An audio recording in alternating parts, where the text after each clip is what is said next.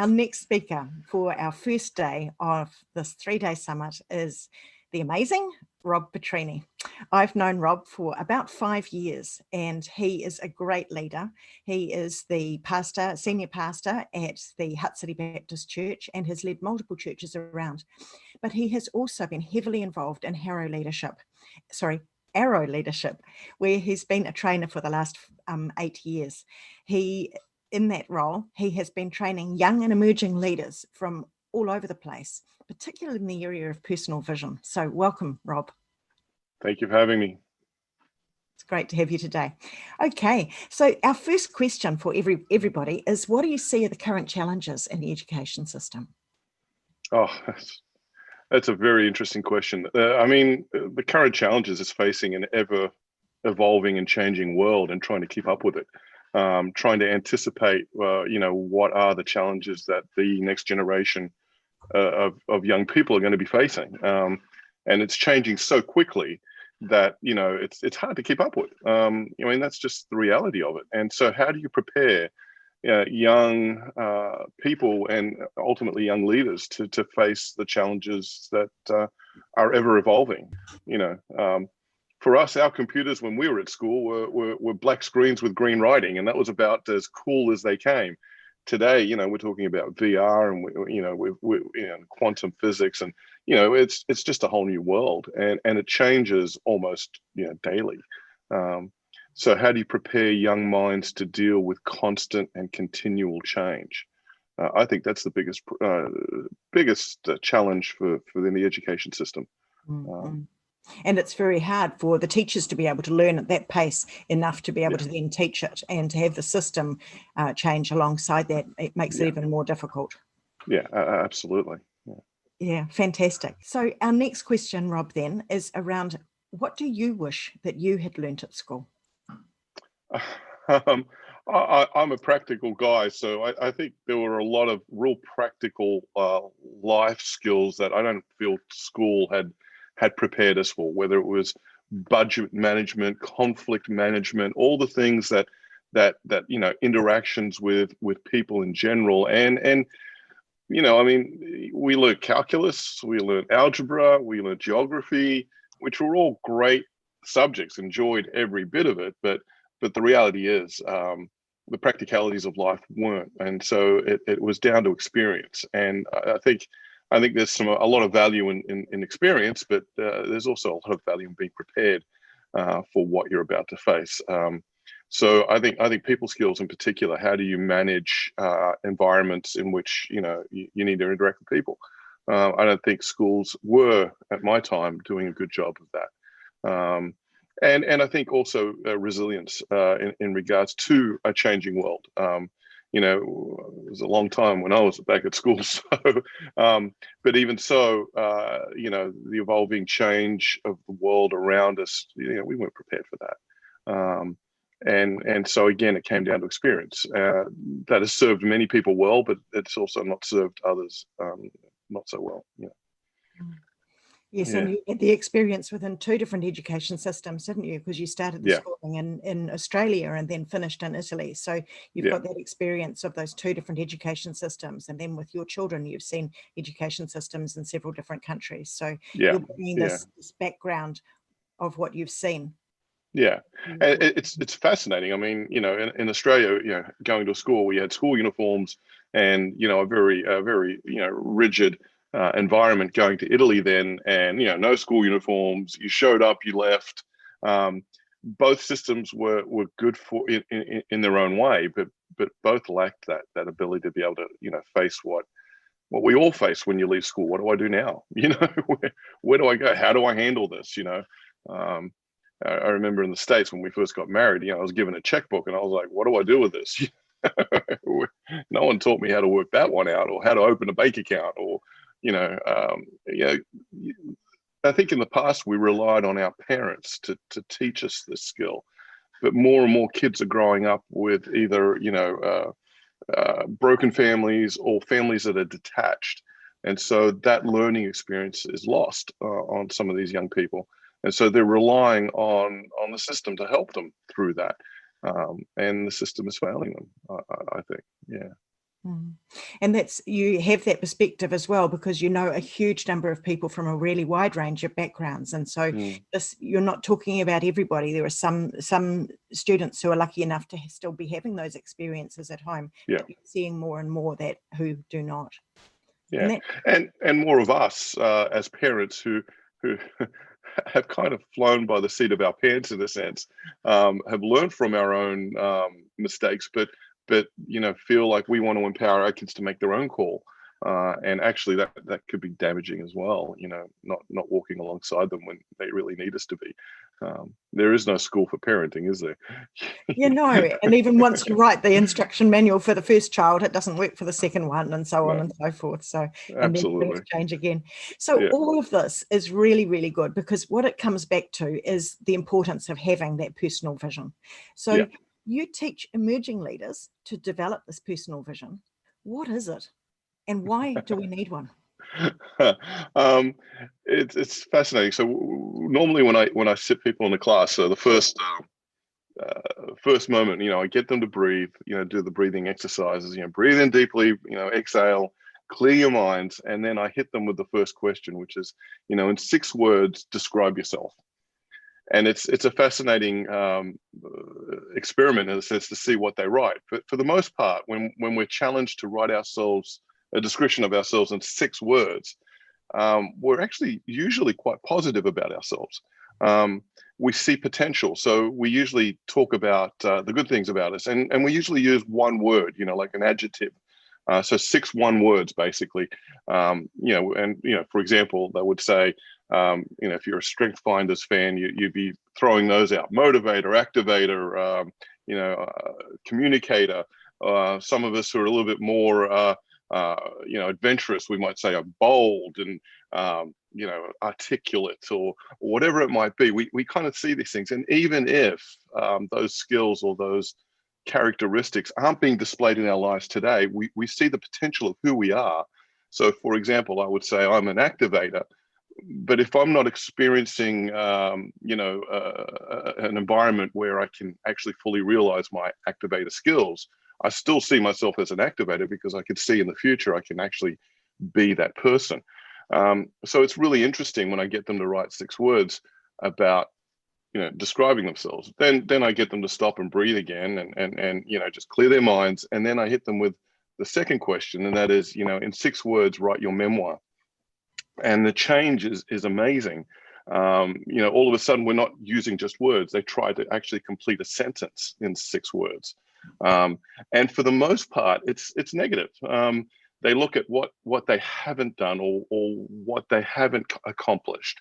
So, words like unrealized potential, or seeking, or finding, or trying, these words will pop up in this sentence. And for the most part, it's because most of us have really unrealized potential. And for those of us who are old enough, we start to think, well, that unrealized potential is diminishing. And so what have I really accomplished in life? And that really comes down to the basic fact that most people don't have a personal vision, so they don't know what to measure that memoir off.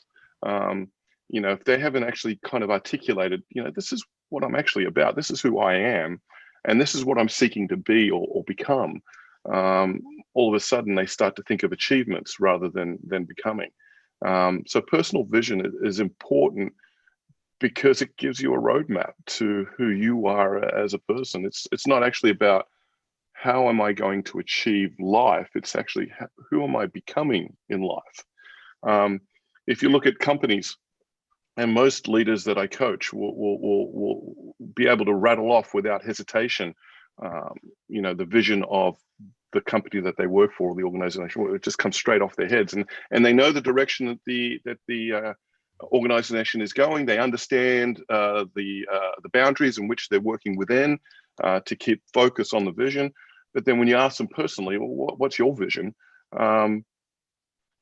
They just kind of look at me blank. Well, I'm looking to become a manager. I want to become this. And it's actually based on achievements rather than actually becoming who they are as a person.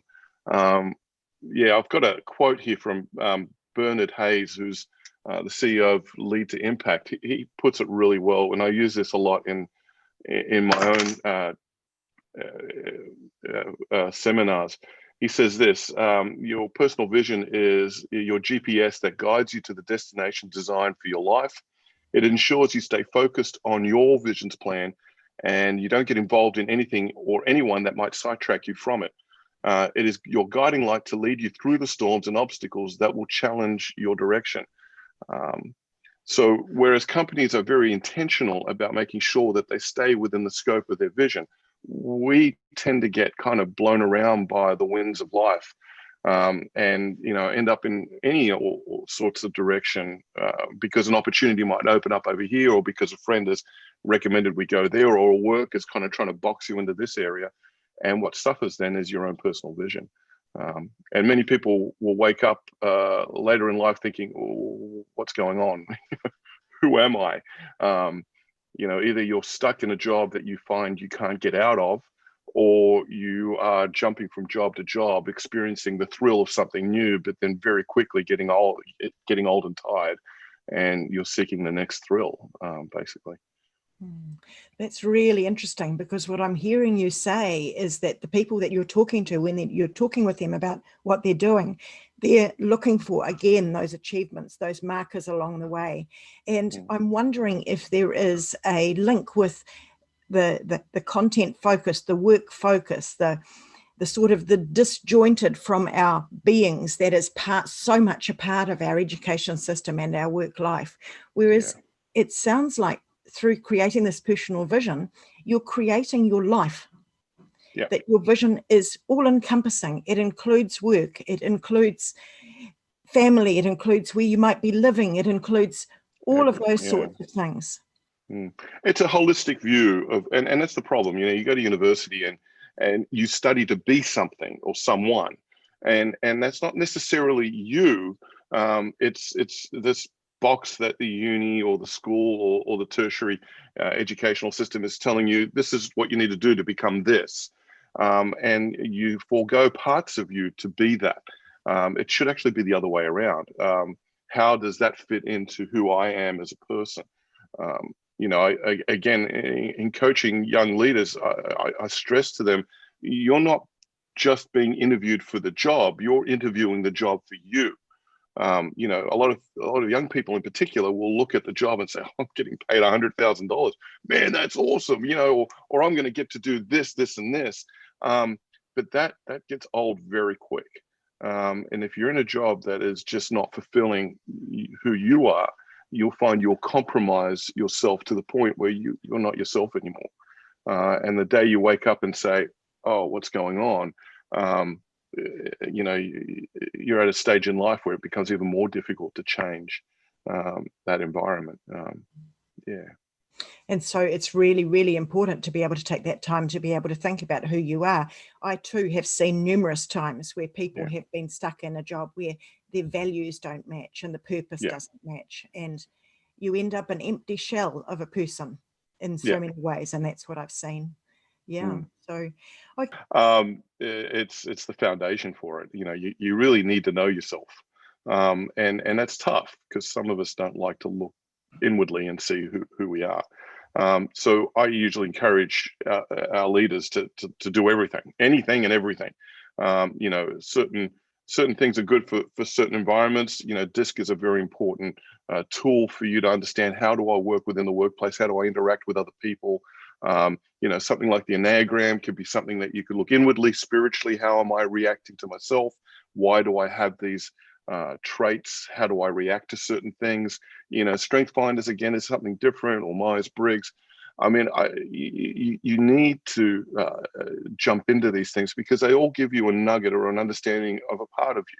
And then you'll start to see a trend that comes out, and that's very clear. I find that understanding how you were raised is really important. For me, in the DISC profile, I'm a DI, capital D and a little I.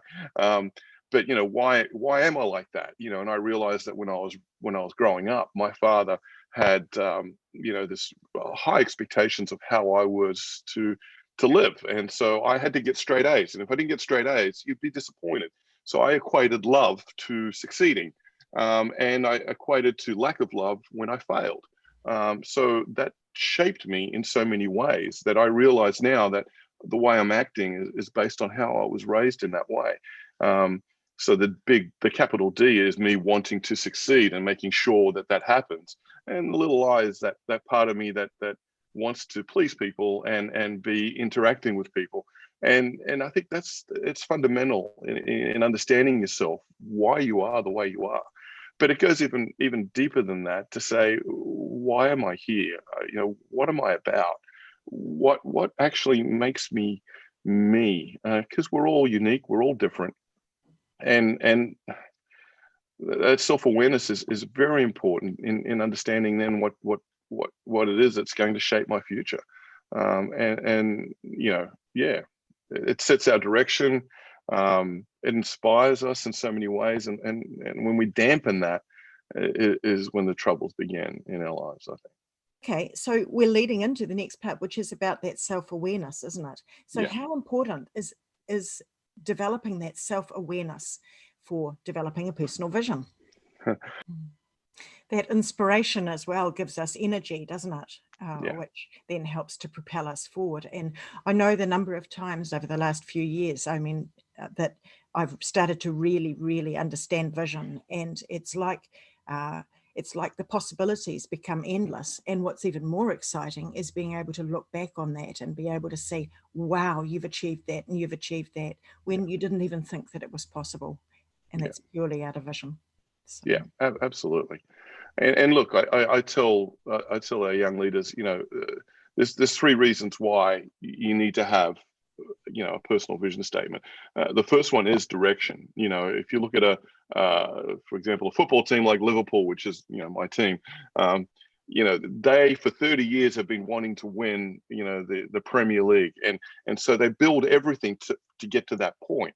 And the roadmap to it is exciting. You set out your plan, you look forward to it, and you work towards that, because that's where you want to be. That's who you want to be. And you don't allow other things around you to distract you from it. You might win other accolades here and there, and they're all great and all, but the goal is the goal. This is who we want to be. So direction is a really important understanding for us as people in general. Everyone's going to give us advice on how to live. Everyone's going to be happily having an opinion about what we should or shouldn't do. Our workplace, our parents, our spouses, our friends. But if you allow them to shape you, you end up becoming an image of them rather than of yourself. Your direction, your roadmap is what tells you, yeah, I'll take what I can and I'll let go of what I need to let go of. It's also about self-care, because life is a long journey. It's not a short, sharp, intense boom. It's a long road, and a lot of people burn out along the way because they're trying to be something that they're really not, for the most part. So self-care is really important, because you learn to say no. You learn to say no to the things that actually, as much as that would be fun or great or interesting, it's actually taking away the energy that I need to keep going down this road path, this roadmap that I have before me. And lastly, that inspiration thing's really important. When we finally get to the end of towards the end of a session that we've been working, and usually it's a full day session, we're writing out our personal vision statements. And then the thing that I tell them is, it's got to inspire you. It's got to just tug at the heart and say, yes, this is who I am. And the moment you start to wane, you read it and it says, yeah, no, actually, what am I doing? This is me. This is what I need to be focused on. And that kind of redirects you back onto that path. Yeah. That's really interesting as well, that question around, does it inspire you? Does it motivate you? Because the stories that I've heard as well is that if it doesn't motivate you, then what else do you need to add? Does it motivate you? 10 out of 10 now. Does it inspire you? Then add. Yeah. The next thing that I've had as a result of that was being told, okay, this really inspires you. What are you prepared to do to get it? And almost like going, okay, these are the steps that I'm prepared to take. Is it I'm going to make sure that I get enough exercise and actually plan about how I'm going to do that, or making sure that I get enough sleep, or meeting with particular people but what are 3 things that I'm prepared to do in order to get it? And the other question for that is, what am I prepared to stop doing in order to be able to That's do it? very good, Cathy. That's very good. I mean, I use the analogy of being in a plane that's about to crash. You know, I was on a flight from Mumbai to Singapore many years ago, and you know, when the plane took off, it took off in a storm, and for 10-15 minutes, everyone is holding on to those seat rests like there is no tomorrow, thinking, are we going to get through this? And about 10 to 15 minutes into the flight, it hit an air pocket and the plane just dropped, and all the gas masks came out. Everyone was screaming. There was no announcement from the pilot, and in that moment, everything goes through your head. We're going to die, and if I'm going to die, how can I die right now? I've got all these things I want to do and be, and all of a sudden, all the important things in your life in that moment come out. Family, experiences that I've missed. And that plane finally did land okay, obviously, because I wouldn't be here if not. But the first thing I did when I got off that plane was, all those things that were in my head, I wrote them down. These are the important things in my life. These are the things I care about. Because in that moment, you're not going to think about, I want to be the CEO of a company, or I want to get better KPIs so that I can ace my next. These aren't things that generally come straight to our minds. There are other things, and that actually forms part of your personal vision statement. So with our back to the walls, what is it that you really do actually care about? I care about growing leaders, deeply. So I will make the time and effort to make that happen. I will train myself. I will be reading a lot of things, even when I'm not in the mood to read. I will educate myself. I will challenge myself to be a good leader so that I can help grow other leaders. That's the thing that we care about. And so, yeah, really good points, Cathy. So there's a whole lot of questions that you were asking on the way through here. Things like, what are 6 words that describe you? What are 6 sentences, 6 words that you would write as a memoir? What gives you what matters to you? What are the things that matter to you? What are some of the other questions that people ask in framing that personal vision? It's that process. Yeah, I mean, there's a number of questions you can ask. What do I care about? Strip everything away from my life. What are the things, if I could only choose 3 things in my life right now that I could keep, what would they be? If I had only 3 things I could do, what would those 3 things be? And what you're doing is just stripping away all the added extras to get to the very core of what actually floats your boat. What gives you contentment, purpose. For myself, I narrowed it down to I find a thrill, a joy in being able to teach and speak and share experiences with people and see the rush of the people's eyes kind of lighting up and saying, oh, I get that, and seeing their lives change. And so as a pastor, both spiritually and in our life, see people's lives just kind of change that little bit. I also have a deep love for my family. So actually any job I do, I have to keep my eyes focused on my family and friends because they are core for me. And interestingly, as you grow and understand what the things are that help you, the things that you love, for me, for example, it's travel.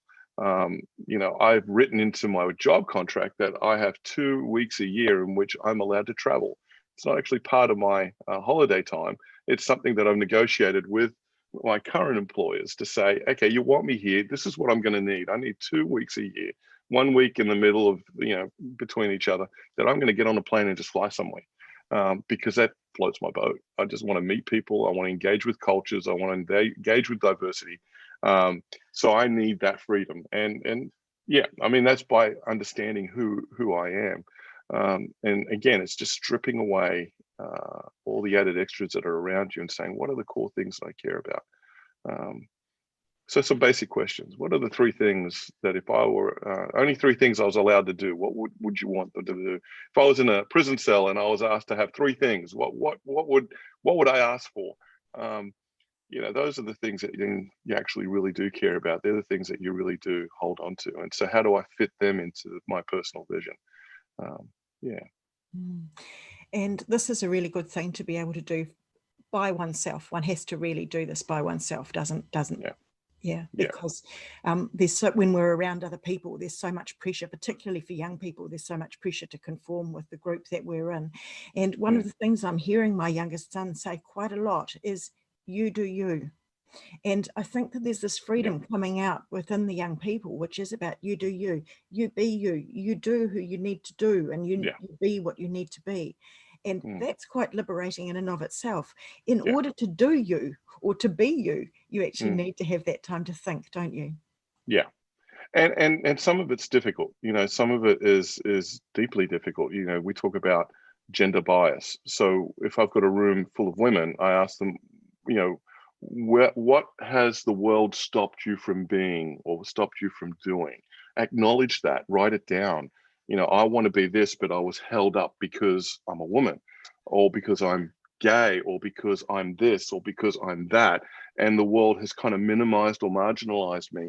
You need to acknowledge that. You need to actually own that and say, you know, that first of all, it's not right, but how do I actually engage now with who I am and who I'm becoming? And how can what can I put in place to overcome those obstacles? The important aspect of our training is to acknowledge what are those things that have stopped you from being you. And today, you know, we're in a world now that's far more open to allowing people to be people, which is absurd to think about that in the 21st century, but it's really where we're at. And yeah, generally, especially the gender issue, I think most people have not really realized how difficult it has been, especially for women who have had to work twice as hard to be even half the people that they're hoping to be. And being able to vocalize that in a group setting is actually very important. Yeah. We have a speaker who's speaking about navigating that LGBTQI plus journey later today. So that will be fantastic to be able to hear. To be able to hear what she's bringing into the conversation as well. Yeah. Well, thank you so much for sharing your thoughts today, Rob. It's wonderful to hear the stories of the people that you've been working with and how important that having that personal vision is. And thank you for giving us some of those other questions to be able to help people to reflect on where they want to be and where they want to go. And actually, as I was hearing that last part of it is shaping again also what does success look like for each of us, because we have so many of these external forces that this is what success is like. And in the schooling system, success is passing these exams or passing NCEA or you know, getting a good job, etc. But actually, as part of your vision, you're looking at what does success look like to you. So thank you so much for sharing today. It's my pleasure. Thank you so much, Cathy.